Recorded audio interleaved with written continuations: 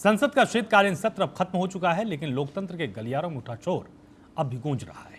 जीराम जी bill पर ऐसा सियासी तूफान आया कि सदन में कागज फटे, मां की कस्में खाई गईं और फिर आधी रात को बिल पास कर दिया गया। विपक्ष कह रहा है कि महात्मा गांधी का अपमान हुआ है, सत्ता पक्ष कह रहा है कि हम महात्मा गांधी के आदर्शों पर चल रहे हैं।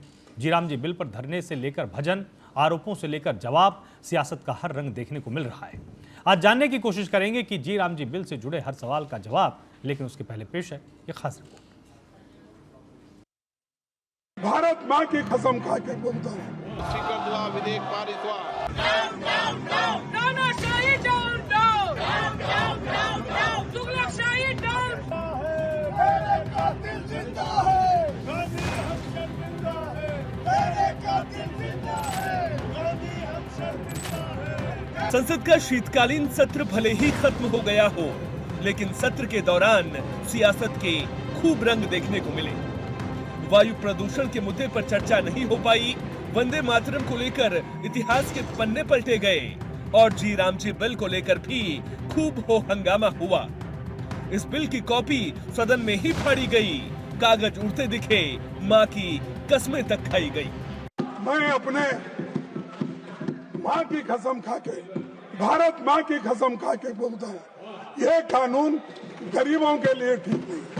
विपक्ष चाहता था कि ये बिल सिलेक्ट कमेटी के पास भेजा जाए, लेकिन विपक्ष के हंगामे का सरकार पर जरा सा भी असर नहीं पड़ा। विपक्षी सांसदों ने सदन से वॉकआउट किया और फिर विपक्ष की गैर मौजूदगी में रात को 12:30 बजे ये बिल राज्यसभा से भी ध्वनिमत से पास करा दिया गया।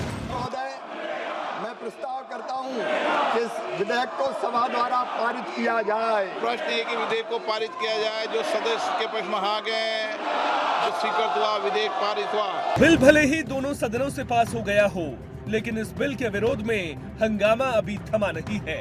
कल रात भर टीएमसी के सांसद मकरद्वार पर धरने पर बैठे रहे, सरकार पर महात्मा गांधी का अपमान करने का आरोप लगाया। बापू का सबसे प्रिय भजन रघुपति राघव राजा राम गाकर जीराम जी बिल के खिलाफ आवाज बुलंद की।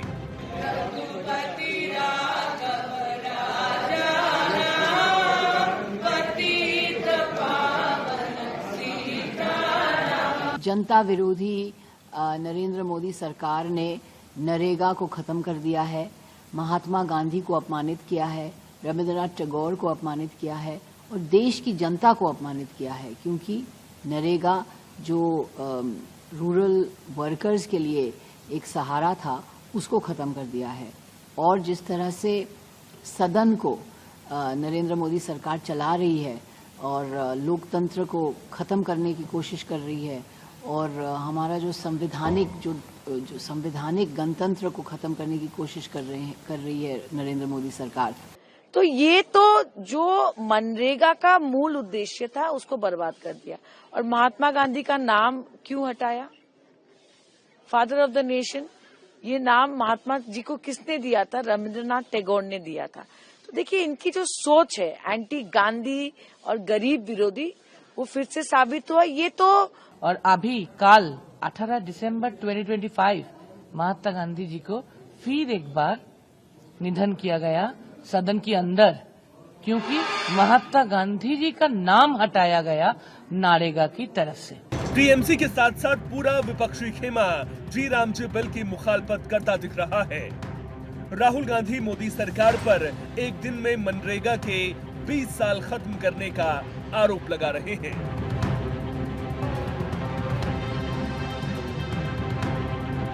विपक्ष आरोप लगा रहा है कि सरकार आखिरी दिनों में बिल लेकर आती है और फिर हड़बड़ी में बिल पास करवाए जाते हैं। बीजेपी राम का नाम लेकर अपनी नैया पार लगाना चाहती है और देश के लोगों को राम भरोसे छोड़ना। आप आखिरी 2 दिन में 4-5 बिल ले आते हैं, उसके लिए कम समय रखते हैं और फटाफट सब कुछ पास करना, ये तो गलत है ना। ये खुद ही संदिग्ध है, मतलब यही चीज संदिग्ध है। और इस तरीके से लोकतंत्र की हत्या इन लोगों ने की है कि विपक्ष की आवाज को दबा करके और उन्होंने मनरेगा के बिल के विरोध में जो है जीराम जी बिल पास करके वो एक धार्मिक पुट देना चाहते हैं, लेकिन शायद ये भूल गए कि महात्मा गांधी जी ने मरते समय हे राम का ही नाम लिया था। और हमें और पूरे देश की जनता को, लोगों को, युवाओं को किसानों को, महिलाओं को राम भरोसे छोड़ना चाहती है। कहीं ना कहीं ये महात्मा गांधी जी का भी अपमान है। जिस तरह से मनरेगा जो गांव-गांव तक ये स्कीम पहुंची है, तो बेसिकली ये स्कीम के माध्यम से इनको कोई नई बातें नहीं करनी है, इनको खाली अपने प्रचार में, प्रसार में राम का नाम का प्रयोग करना है। इस मंशा से इन्होंने ये नाम बदला है। विपक्ष भले ही बीजेपी पर महात्मा गांधी का अपमान करने का आरोप लगा रहा हो, लेकिन दूसरी तरफ केंद्रीय मंत्री शिवराज सिंह चौहान ये बात याद दिलाने की कोशिश करते दिखे कि मनरेगा का नाम पहले नरेगा था और जब 2009 में चुनाव आए तो वोट के लिए उसमें महात्मा गांधी का नाम जोड़ा गया। नरेगा का नाम पहले महात्मा गांधी जी के नाम पर नहीं रखा गया, वो तो नरेगा थी। बाद में जब 2009 के चुनाव आए तो चुनाव और वोट के कारण बापू याद आए, महात्मा गांधी याद आए और तब उसमें जोड़ा गया महात्मा गांधी जी का नाम। सत्ता पक्ष का कहना है कि गांधी परिवार का नाम हटने से कांग्रेस पार्टी को राजनीतिक फायदा नहीं मिलेगा, इसीलिए कांग्रेस पार्टी परेशान है। चिराग पासवान विपक्षी खेमे को बापू के आदर्शों को समझने की नसीहत दे रहे हैं, तो मनोज तिवारी ये बता रहे हैं कि महात्मा गांधी गरीबों के घर निर्माण, गरीबों को मिल रहे रोजगार में जिंदा है। कि गणतंत्र है, इसमें हम लोगों ने बिल पास करने के लिए पूरी प्रक्रिया का प्रावधान था, जिसको हमने फॉलो किया और उसमें भी ये लोग टेबल पे चढ़ के कागज फाड़ के ऊपर फेंकना, ये हमारे सबसे बड़ी पंचायत की अवहेलना है। मैं समझता हूँ ये सत्र बहुत सक्सेसफुल रहा है। मुझे जो बताया गया है करीब 100 से भी ज्यादा %, क्योंकि रात भर हम लोग जग के कई काम किए हैं। ये गणतंत्र की एक बहुत बड़ा मेरे से शक्ति है और इसका प्रयोग करना चाहिए। सड़क पे आके नारेबाजी करने के बावजूद बापू के आदर्श कतई ये नहीं थे कि आपके सांसद चेयर को अपमानित करें, जब कोई मंत्री जवाब दे रहा उसके ऊपर कागज फेंकने का काम करें। कतई बापू के आदर्शों में ये बातें नहीं सिखाई गई थी। उनके आदर्शों में शांतिपूर्वक आप प्रदर्शन कीजिए, धरना कीजिए, आक्रोश दर्ज कराने का पूरा मौका लोकतंत्र में आपको दिया जाता है और आपको दिया भी गया इस विधेयक पे।